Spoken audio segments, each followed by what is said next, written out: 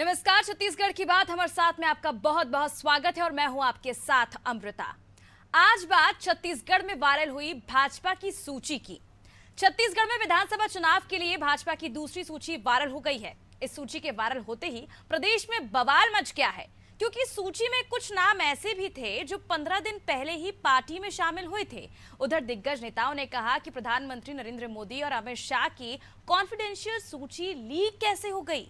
भाजपा प्रदेश अध्यक्ष अरुण साव और संगठन महामंत्री दिल्ली तलब किए गए। चुनाव प्रभारी ओम माथुर के घर मैराथन बैठक चली। हालांकि भाजपा ने साफ कर दिया है कि ये सूची फर्जी है, लेकिन सवाल ये है कि सूची फर्जी है तो इतना बवाल क्यों मच गया।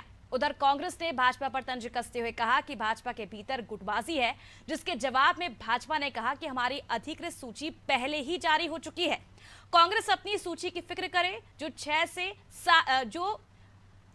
6 सितंबर को जारी करनी थी, लेकिन अब तक जारी नहीं हुई है। इन सबके बीच मूल सवाल यह है कि प्रत्याशियों की घोषणा के पहले ही भाजपा में विरोध के स्वर क्यों उठ रहे हैं, और क्या कांग्रेस इसी डर से अभी तक सूची जारी नहीं कर पाई है। इसी पर चर्चा करते हैं, लेकिन पहले सुन लेते हैं कुछ प्रतिक्रियाएं। हम लोग तो सीएम साहब भी वही बात कहते हैं, मैं वही बात कहता हूँ कि लगातार भारतीय जनता पार्टी एक तो पहली सूची से उभर नहीं पाए हैं, दूसरी सूची वायरल हो जा रहा है। मतलब सोच लीजिए आपस में कितना गुटबाजी है, कितना समन्वय है कि उनका फाइनल लिस्ट हुआ वाला बाहर आ रहा है। मतलब बहुत ज़्यादा गुटबाजी है। यहाँ तो बीजेपी अध्यक्ष फटकार खा रहे हैं, डेली रमन सिंह जी रोड डांट खा रहे हैं, तमाम भारतीय जनता पार्टी के बड़े नेता यहाँ डांट खा रहे हैं। मतलब आपस में इन लोगों का खुद का समन्वय नहीं है। तो सोच लीजिए भारतीय जनता पार्टी किस हालत में है छत्तीसगढ़ में। भारतीय जनता पार्टी ने अधिकृत रूप से जो पहली सूची जारी की है वही जारी की है, उसके अलावा कुछ जारी किया नहीं। और 6 सितंबर को कांग्रेस एक सूची जारी करने वाली थी। क्या हुआ, अब 6 अक्टूबर आ गया, 1 महीने से ज़्यादा का वक्त बीत गया है। तो जो प्रत्याशियों की घोषणा कर रहे हैं उनमें अगर गुटबाजी है, तो जो घोषणा नहीं कर पा रहे हैं उनमें क्या है। तो दीपक बैज और कांग्रेस पार्टी इस बात का विचार करे कि आखिर कांग्रेस पार्टी प्रत्याशियों की घोषणा क्यों नहीं कर पा रही है, और भारतीय जनता पार्टी क्या कर रही है क्या नहीं कर रही है, वो भारतीय जनता पार्टी पर ही छोड़ दें। तो बीजेपी की फेक लिस्ट को लेकर जहां कांग्रेस एक तरफ बीजेपी के पीछे हाथ मुंह धोकर पड़ गई है, तो वहीं दूसरी तरफ अगर देखें तो बीजेपी अपना एक अलग ही तर्क देख रही है। दोनों ही पार्टी अपने अपने तर्क पेश कर रहे हैं, लेकिन इन तर्कों में कितनी सच्चाई है ये जानने का हम प्रयास करेंगे। और इस विषय पर चर्चा करने के लिए हमारे साथ जुड़ गए हैं प्रवीण साहू बीजेपी से, सत्यप्रकाश जी कांग्रेस से और गंगेश कुमार द्विवेदी जी वरिष्ठ पत्रकार। आप तीनों का बहुत बहुत स्वागत है नादी टीवी में। गंगेश जी, सबसे पहले मैं आपसे शुरुआत करना चाहूंगी और आपसे जानना चाहूंगी, जिस तरह से बीजेपी की दूसरी फेक लिस्ट जो कही जा रही है वो जारी हुई, और उसके बाद से जो विरोध के स्वर हैं कई विधानसभा सीटों में देखने को भी मिल रहे हैं। हालांकि बीजेपी के केंद्रीय नेतृत्व ने तुरंत ही पार्टी नेताओं को वहां पर बुलाया, बैठक की और दोबारा से विचार कर रहे हैं दूसरी लिस्ट को लेकर। अगर वाकई लिस्ट फेक है तो विचार क्यों दोबारा की जा रही है, देरी क्यों की जा रही है लिस्ट जारी करने में, इसे रियल लिस्ट जो है वो जारी कर दी जाए, या फिर ये समझे कि बीजेपी की कहीं ना कहीं इसके पीछे कोई रणनीति है। निश्चित तौर पर देखिए, जिस दिन सूची जारी हुई, सॉरी लीक हुई, एक्चुअली सूची लीक हुई या नहीं हुई ये भी नहीं कह सकते, एक्चुअली फेक सूची है। जिस दिन ये सूची वायरल हुई है उस दिन केंद्रीय समिति की बैठक हुई थी भाजपा की, और ये तय हो गया था कि 50 नाम कम से कम तय हो चुके हैं और उनको जारी करना है। मतलब भाजपा की दूसरी सूची जारी होने वाली है, डेट तय नहीं हुआ था। और उसी बीच मुझे लगता है कि बिलासपुर के एक वेबसाइट ने सबसे पहले इसको वहां से वायरल किया, ब्रेक किया, और उसमें सीधे दावा किया गया था कि कुछ वहां के नेताओं का कि इनको टिकट मिल गई।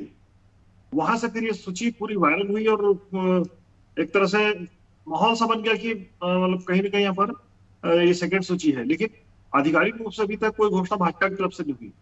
अब उसका जो जानकार है उनका कहना यह है कि जो पहली सूची जारी थी उसमें जो विरोधाभास था उसमें कुछ ऐसे लोगों के नाम थे जिनको अभी जुमा कुछ दिन नहीं हुआ था, और वो कांग्रेस जो भी कांग्रेस एक व्यक्ति भाजपा में आए थे या कहीं अन्य पार्टी से भाजपा में आए थे उनको टिकट मिल गई थी। इस सूची में भी जो फेक सूची है उसमें भी कुछ ऐसे नाम है जो अभी अभी भाजपा में शामिल हुए हैं। तो ऐसे लोगों के नाम को देखकर लोगों के बीच स्वाभाविक तौर पे प्रतिक्रिया व्यक्त होगी। जो 2500 साल से दरी चादर उठा के पार्टी की सेवा कर रहा है वो भी चाहेगा उनको टिकट मिले। बिल्कुल। तो ऐसी स्थिति में तो एक ये ऐसा अगर ये फेक सूची है और दूसरा कई सारे नाम ऐसे हैं जो जिन जगहों से होना चाहिए तो उस जगह पे नहीं है। तो इससे तो देख के प्रारंभिक तौर पे देख के लगता है कि सूची जो है फर्जी है।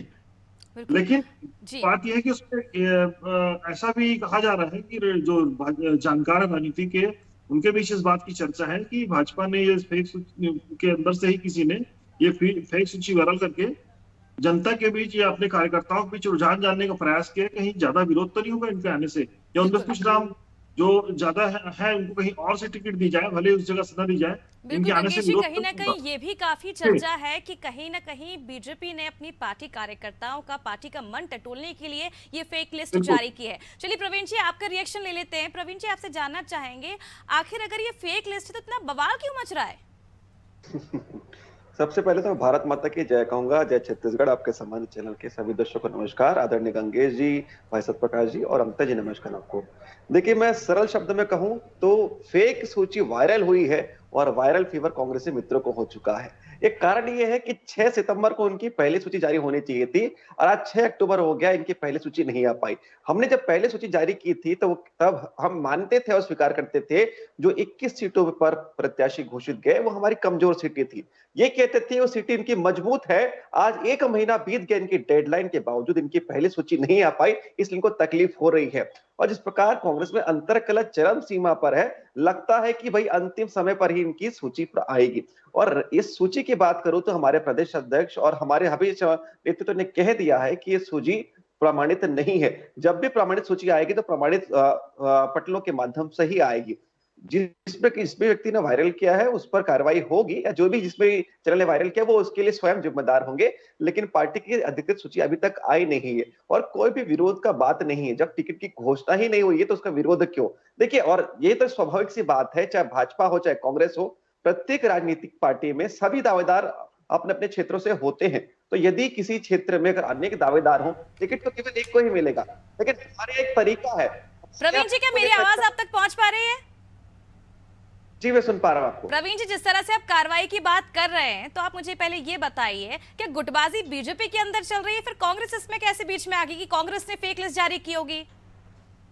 तो कहा ना कि गुटबाजी की बात ही नहीं होता। हमारे यहाँ ना भूपेश जी का गुट है, ना ही हमारे यहाँ ताम्रध्वज जी का गुट है, ना ही चरणदास बहन जी का गुट है, ना ही टीएस सीधे जी का गुट है।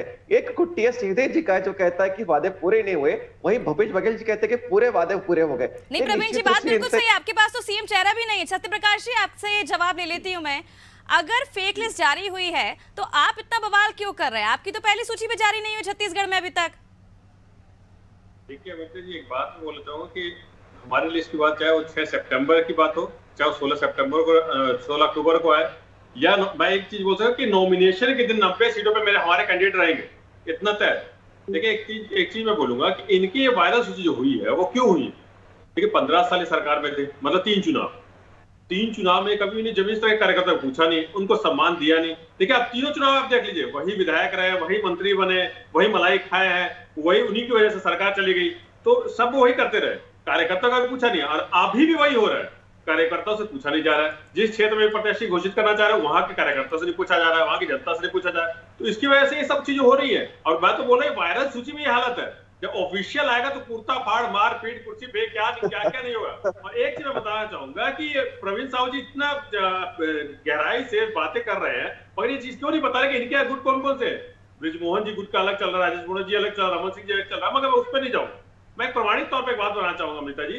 देखिए, ये आज ही के अखबार में इनका छपा है कि कल इनके कार्यालय के बाहर क्या हुआ है, तोड़फोड़ हुई है, कार्यालय के कर्मचारी छत के ऊपर बैठ गए हैं। लेकिन अखबारों में तो और भी पहले बहुत कुछ छपा है। कांग्रेस की गुटबाजी भी छपी है, 2.5 साल का जो फॉर्मूला था वो भी छपा था, उसका जिक्र नहीं कर रहे हैं आप। मीडिया का वो मीडिया तो जो भी बल्लेबाजी बना सकता है। मीडिया स्वतंत्र है, मीडिया कुछ भी कर सकता है। हमारी पार्टी के अंदर क्या मुद्दा ये है ना, मीडिया में कुछ भी चल सकता है। मीडिया में क्या मीडिया में तो ये भी चल रहा था कि चलिए सत्यप्रकाश जी, मुद्दे की बात कर लेते हैं। कांग्रेस की पहली सूची कब तक जारी होगी? आखिर इतनी कंफ्यूजन की स्थिति कब तक चलती रहेगी कांग्रेस में? हमारे यहाँ क्या कंफ्यूजन, हमारे यहाँ मीटिंगों का दौर चालू है, लगभग आधी सीटों पे सिंगल नाम हो गए। सेंट्रल इलेक्शन कमेटी की बैठक होने वाली है, कुछ दिन में लिस्ट आ जाएगी। तो जैसे मैंने बोला कि आचार संहिता नहीं लगे, और मैं चैलेंज सब पूछते जाता हूं, प्रवीण साहू जी बता दे, कोई भी बीजेपी के शासित प्रदेश में कभी भी इन्होंने आचार संहिता से पहले घोषित किया गया प्रत्याशी, पहली बार घोषित प्रत्याशी, उसमें भी गंगेश द्विवेदी जैसे खुद ने बताया 21 की 21 सीटों पे मारपीट है, 21 की 21 सीटों पे वहां दंगल चल रहे हैं। उसके बाद ये हालात है। तो लेकिन इनको सत्य मालूम है कि प्रकाश, हालात तो नहीं जो काफी है कि स्वाभाविक उनका सी बार बात बार है, इनको डर इसी काफी चीज का है काफी कि स्वाभाविक जिस सी दिन हमारे बात है, प्रत्याशी जब भी घोषित सूची होंगे जारी होती इनकी है तो हालत हर क्या होने पार्टी के वाली है। अंदर विरोध तो देखने को मिलता ही है, ये कोई नई बात नहीं है। क्या सवाल है? जी प्रवीण जी, अपनी बात रखिए आप। देखिए, मैं कहना चाहूंगा कि हमारे गुट की बात कर रहे थे, टीएस सिंहदेव जी ने बार बार स्वीकार किया है कि वो बंद कमरे की बात थी, वो बंद कमरे में रहेगी। कभी उन्होंने अस्वीकार नहीं किया कि 2.5 साल के बाद गलत है करके। और ये टीएस सिंहदेव जी का त्याग पत्र है। आप त्याग पत्र मैं आपको दिखाना चाहूंगा। 16 जुलाई 2022 को त्याग पत्र दिया और कहा था कि 8 लाख लोगों के घर नहीं बने और 10,000 करोड़ से अधिक का इंफ्रास्ट्रक्चर इस राज्य के नाकामी के चलते नहीं बन पाया। 7 लाख लोगों के घर मैंने तो आपको आप डिस्टर्ब लोग नहीं ले लिए किया। हो, मैंने पैसा आपको देने के डिस्टर्ब बाद नहीं भी किया। नहीं दे रहे हो। इसीलिए देखिए, हमारी आपको- सरकार प्रतिबद्ध है उनको चरम उनको सीमा पर आवाज है। देने के लिए। प्रवीण जी, नहीं, सत्य प्रकाश जी, मुझे लगता है आप दोनों ही बहुत होमवर्क करके आए कि एक दूसरे पर कितने आरोप लगाने हैं, लेकिन ये होमवर्क कोई नहीं करके आया कि अपनी बात किस तरह से जनता के बीच में रखनी है। काम नहीं करते, पैसे लेके आप स्वीकृति नहीं देते मंत्री का हो। तो मान रख लेते, अपने मंत्री का तो मान रख लेते, उनकी उनकी प्रमाणित सूची है भाई साहब। अरे क्या ये फर्जी लेटर आप बार बार दिखाते हो, और ये फर्जी इसके अपने क्या मंत्री प्रमाण है को कि ये मत उनका दिखाइए। आप अपने फर्जी मंत्री लेटर को हर मत बार दिखाइए। मीडिया चैनल पे दिखाते हो। शर्त की ये बात क्या फर्जी होगी? लेटर दिखाना सत्य बंद कर प्रकाश दीजिए। जी, प्रवीण जी, बंद कर दीजिए तो आपके विरुद्ध कार्रवाई ये होगी। चल क्या रहा है ये आखिर? फर्जी लेटर हर मीडिया चैनल पे आप दिखाते हो। आप एक एक करके अपनी बात रखिए ना, क्या होगी? आप दोनों को मौका दे रही हो ना मैं बोलने का। आप दोनों देखिए, होमवर्क अमृता करके आए जी, कि एक दूसरे पर क्या आरोप लगाना है, लेकिन ये होमवर्क करके नहीं आए कि अपनी बात कैसे रखनी है, अपनी पार्टी की बात कैसे रखनी है। बिल्कुल बिल्कुल, ये कांग्रेसियों के होमवर्क है कि जब भी भाजपा का कार्यकर्ता बोलेगा तो उसको डिस्टर्ब करने का होमवर्क इनको सिखाया जाता है। बारी चलिए मेरी थी, प्रवीण जी, इनको चलिए तकलीफ अब भाजपा थी, की सच बात कर कहता हूं। लेते हैं। पहली सूची कब आपके, दूसरी सूची कब जारी करेंगे आप? फेक लिस्ट की बात हो रही है, रियल लिस्ट जारी कर दीजिए। हमारी सूची जब जारी होगी मैडम तो सभी को विदित हो जाएगा। हम कोई झूठी आश्वासन नहीं कहते इनके प्रदेश प्रभारी की तरह कि 6 सितंबर को जारी होगी, फिर 16 सितंबर, आज तो 6 अक्टूबर हो लेकिन गया। सर, कब जारी मध्य होगी प्रदेश में सूची? जैसे ही दूसरी सूची जारी हुई, बोल दिया गया था 1 से 2 दिन में छत्तीसगढ़ में भी जारी हो जाएगी, आपके ही नेता बोल रहे थे। देखिए, यहाँ के नेता ने किसी ने नहीं कहा। मैं आपको चैलेंज के साथ कहता हूं कि हमारे प्रदेश प्रभारी या किसी ने कोई डेट देकर कही होगी कि फला तारीख को होगी करके। इनके आदरणीय प्रदेश प्रभारी ने कहा था कि 6 सितंबर को जारी होगा। 6 सितंबर क्या 6 अक्टूबर हो गया। और ये तो कहते थे बार बार जब हमारी पहली सूची आई थी कि इनकी विजयी सीट है। अपनी विजयी सीट में अगर प्रत्याशी घोषित नहीं कर पा रहे, इसका मतलब इन्होंने अपने विजयी सीट पर भी कोई काम नहीं किया। इसलिए इनमें इतना साहस नहीं है कि अपने विजय सीट पर प्रत्याशी घोषित कर सके। हाँ, काम बहुत किया है भ्रष्टाचार का, चाहे वो कोयले की दलाली हो, चाहे शराब घोटाला हो, चाहे पीएससी घोटाला हो, चाहे व्यापम घोटाला हो, चाहे वही तो मैं गौठान कह रही हूँ घोटाला प्रवीण हो। जी, आप भू पे लॉन्च कर रहे हैं, आप दूसरी फेक लिस्ट जारी हो रही है, लेकिन आपकी रियल लिस्ट कहीं से कहीं तक दिखाई नहीं दे रही है। हमारी पहली रियल लिस्ट तो जारी हो चुकी है आदरणीय अमृता जी, 17 अगस्त को, लगभग 2 माह पूर्व। इनकी तो पहली सूची नहीं आई। मैं तो पूछना चाहता हूं, आप कहते हैं कि एक तरफ आपने बहुत अच्छा काम किया है और दूसरी तरफ आपकी नाकामी इस बात से सिद्ध होती है कि आप अपने जीते हुए सीटों पर भी अपने 71 विधायकों में से कुछ विधायक को उतार नहीं पा रहे हैं। जनता जानती है कि कार्ड की हंडी बार बार नहीं चढ़ती। इस प्रकार युवाओं को नग्न होना पड़ गया, महिलाओं को अपने केश कटवाने पड़ गए, और जिस प्रकार महिलाओं या बालिकाओं के साथ अत्याचार हो रहा है, सरकार तो शर्मसार हो चुकी है। इसलिए सरकार के पास कोई जवाब नहीं है। 71 विधायक होने के बावजूद इनमें वो साहस नहीं है कि कुछ विधायक को घोषित कर दे। ये प्रमाणित करता है कि सरकार तो डरी हुई है। इसलिए सरकार के जो नारे को बदल दिया है। पहले कहते थे भूपेश तो भरोसा है, अब कहना पड़ रहा है भरोसे की सरकार। तो भूपेश जी का चेहरे पर काम नहीं हुआ। जनता तो जानती ही थी, आला कमान ने भी स्वीकार कर लिया। इसलिए कह रहे कि सामूहिक नेतृत्व पर चुनाव लड़ेंगे। एनएसए की बैठक में आदरणीय बघेल जी भी ने इस बात को माना था, आला कमान ने भी मान लिया है, और जनता ने तो ठान लिया कि परिवर्तन की बेला है। सत्य प्रकाश जी, क्या रिएक्शन देना चाहेंगे आप? तमाम आरोप आपकी पार्टी पर लगाए जा रहे हैं। अमृता जी, ये मेरे को जब भी ये प्रवीण साहू जी आते हैं ना, बोलते तो मेरे को इनको 15 साल याद आ जाते हैं कि ये थोड़ा सा गलती से बीजेपी बैठे हैं, इनको 15 साल वो याद आ जाता है कि सारे के सारे जो इन्होंने बोले 1 लाख करोड़ का घोटाला, एक उस समय का जो नगद प्रदर्शन की बात करें, फर्जी जाति प्रमाण पत्र इन्होंने दिया। ननकी राम कंवर जी ने पत्र लिखा रमन सिंह जी को कि इनको बर्खास्त किया जाए, तो भी बर्खास्त किया। हमारी सरकार आते 2018 में कार्रवाई होती है, कुछ लोगों को बर्खास्त किया जाता है, कुछ लोग हाईकोर्ट चले गए, तो कार्रवाई तो हमने की है ना। आपके समय के पाप हम धो रहे हैं। केस की जो बात करें, महिला बैठी हुई इनके समय की है, उनको उन्होंने परमानेंट नहीं किया, वो आज तक पाप हम धो रहे हैं, उसको साफ करने का हम कर रहे हैं। चलिए सत्य प्रकाश जी, आप बात भले धो रहे होंगे बीजेपी की, लेकिन ये बता दीजिए, शराबबंदी का वादा तो आपके नेताओं ने किया था ना। 15 साल में 14 पे जाना पड़ा। देखिए, एक और बोलूंगा, अभी इनकी हालत इनको मालूम है कि भूपेश है तो भरोसा है। बात करते हो आप? अलग का बात हो, चाहे हमारे प्रदेश के नेता हो, चाहे हमारे कार्यकर्ता हो, वो आप ही एक की ही जानते हैं, सरकार भूपेश है तो भरोसा है। जनता भी जानती है भूपेश है तो भरोसा है। जनता भी जानती है भूपेश है तो विकास है। जनता भी जानती है तो भूपेश है तो शिक्षा वृत्ति प्रदेश में लगातार है। इनको दिक्कत वही हो रही है कि इनके साथ भूपेश बघेल जी के सामने कोई चेहरा नहीं है। मुझे लगता है आप लोग शांति से चर्चा नहीं करना चाहते। मुद्दा नहीं बचता है। मुझे लगता है आप लोग शांति से चर्चा नहीं करना चाहते। गंगेश जी, मैं आपसे सवाल कर लेती हूँ। जी गंगेश जी, मैं आपसे सवाल कर लेती हूँ। जिस तरह से बीजेपी अपनी रियल लिस्ट जारी नहीं कर रही है, साहस की बात कर रही है, और साहस अगर है तो रियल लिस्ट जारी करे। और सवाल ये, जिस तरह से डैमेज कंट्रोल जो हम अभी देख रहे हैं लगातार, विधानसभा सीटों की कई ऐसी सीटें जहां पर अभी से ही विरोध के सुर जो है वो देखने को मिल रहे हैं, क्या लगता है क्या बीजेपी अब इसमें सुधार करके अपनी जो दूसरी सूची है वो जारी करेगी? देखिए, सूची पे इतनी ज्यादा चर्चा होने का बड़ा कारण ये भी है कि जिस दिन बैठक हुई केंद्रीय समिति, उसका ये नाम तय हो गए 50 नाम, तो मुझे लगता है उसको दूसरे दिन या उसी दिन जारी कर देना चाहिए था। उसकी जगह एक फेक लिस्ट आई, तो ये इसलिए बड़ा मुद्दा बन गया और ये चर्चा का विषय बन गया कि ये कहीं वही सूची तो नहीं है।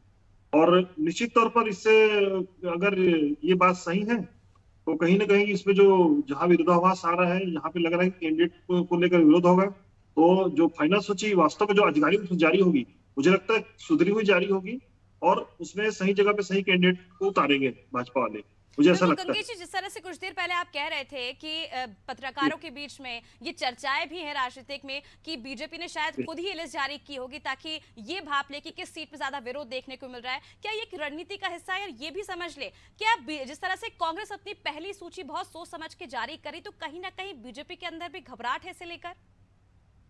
निश्चित तौर पर देखिए, रणनीति का एक हिस्सा बिल्कुल हो सकता है, क्योंकि पहली सूची में जब विवाद हुआ तो सेकंड सूची जारी करने के पहले एक प्रयोग किया मतलब इसको प्रयोग ही कहा जा सकता है, एक तरह से प्रयोग किया गया होगा।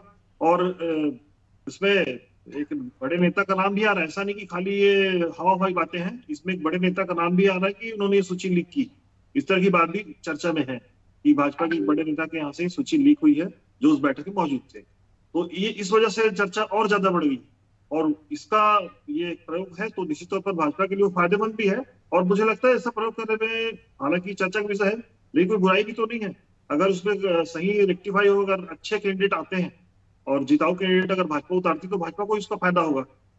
और रही बात कांग्रेस की तो अभी फाइनल बैठक हो ही नहीं पाई, इसलिए उनकी सूची जारी होने का सवाल ही नहीं है, उनकी बैठकें अभी चल रही और कांग्रेस ने पहले ही बोल दिया है कि वो पुराने जैसे पहले चलते थे उसी तरह चलेंगे और जब आचार संहिता लगेगी और जब वो नामांकन दाखिल करने का समय आएगा जिससे पहले क्या करते थे उसी तरह से वो सूची जारी करेंगे। अभी कोई इरादा भी नहीं कांग्रेस का। जी प्रवीण जी, जिस तरह से आप कह रहे थे कि कांग्रेस में से किसी ने लिस्ट जारी करी, लेकिन सबसे पहले सवाल ये कांग्रेस के पास ये लिस्ट पहुंची कैसे, और कार्रवाई का जिक्र आप कर रहे थे कि अब तक कोई कार्रवाई की गई बीजेपी की ओर से? देखिए, मैंने अमृता जी आपको सुधारना चाहूंगा, मैंने नहीं कहा कि किस कांग्रेस ने लिस्ट जारी की। जैसे मैंने कहा, ये जो सूची है फेक है, लेकिन फेक सूची वायरल होने से वायरल फीवर कांग्रेस जी को हो चुका है।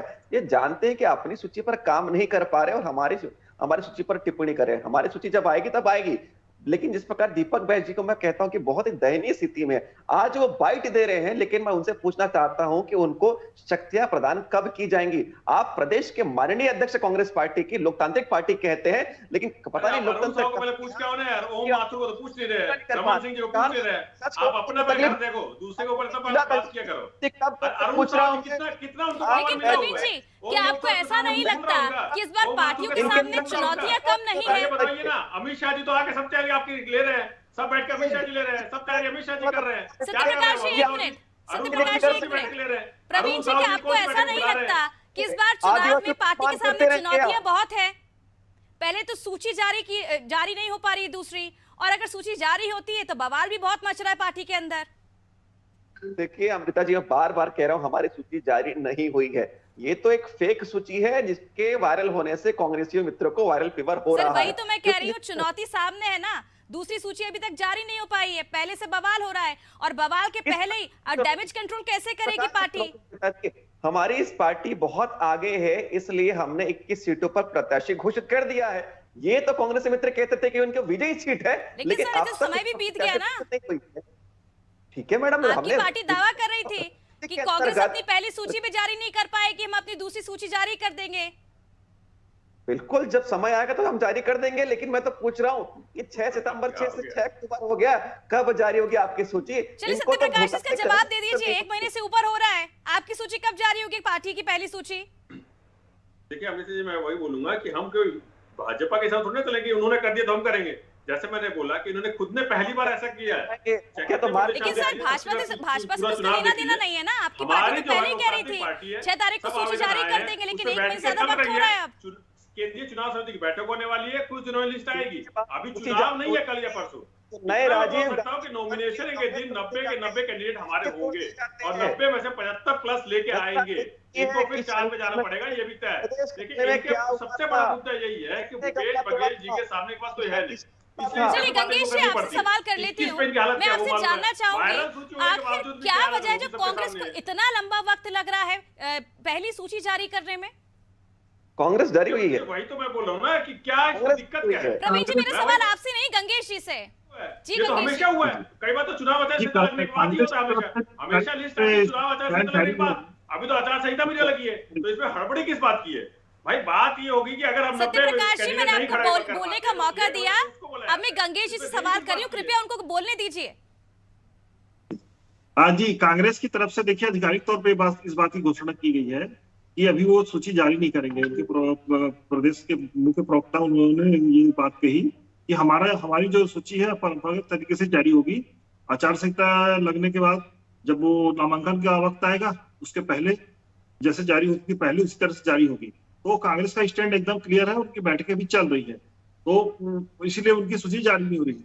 और वो उसी तरह से उनका कहना है कि हम, और जैसा भी यात्रा भी हुई, एक दिन में उन्होंने पूरी यात्रा निपटा दी 2700 किलोमीटर की, तो उसमें भी उन्होंने यही बात कहा कि हम जो है कई दिन तक यात्रा चलने के में हम तो 5 साल से लगातार फील्ड में मेहनत कर रहे हैं, इसलिए हमको अलग से यात्रा निकालने की जरूरत नहीं, हम एक दिन में 3 चीजें कर रहे हैं। ये वजह है कि कांग्रेस अपने जिस तरीके से चल रही उसी तरीके से चल रही है और उन्होंने तो घोषणा बिल्कुल भी कर कहीं दी ना है कहीं कि गंगेश जी यही लगता है कि कांग्रेस किसी भी तरह का रिस्क जो है इस बार चुनाव में नहीं लेना चाहती है। अब तीनों का बहुत बहुत शुक्रिया हमसे चर्चा के लिए जुड़ने की। तो देखिए जिस तरह से बीजेपी की फेक लिस्ट सोशल मीडिया में वायरल हुई, उसके बाद से ही जो बगावत के सुर है वो बीजेपी पार्टी के अंदर कई विधानसभा सीटों में देखने को मिल रहा है। अब देखने वाली बात होगी बीजेपी जिस तरह से साहस की बात कर रही है, तो आखिर इस पूरे बवाल को विराम कब तक लगाती है अपनी रियल लिस्ट जारी कर। और इंतजार लगातार हो रहा है कांग्रेस पार्टी की ओर से भी कि कांग्रेस पार्टी अपनी पहली सूची कब जारी करती है। अब देखना होगा कि दोनों ही पार्टियों के बीच में जो घमासान चल रहा है, एक तरफ यह भी कहा जा रहा है कि जो बीजेपी अपनी लिस्ट जारी की है, शायद बीजेपी ने यह लिस्ट अपनी रणनीति के तहत जारी की ताकि जो पार्टी के अंदर का जो माहौल है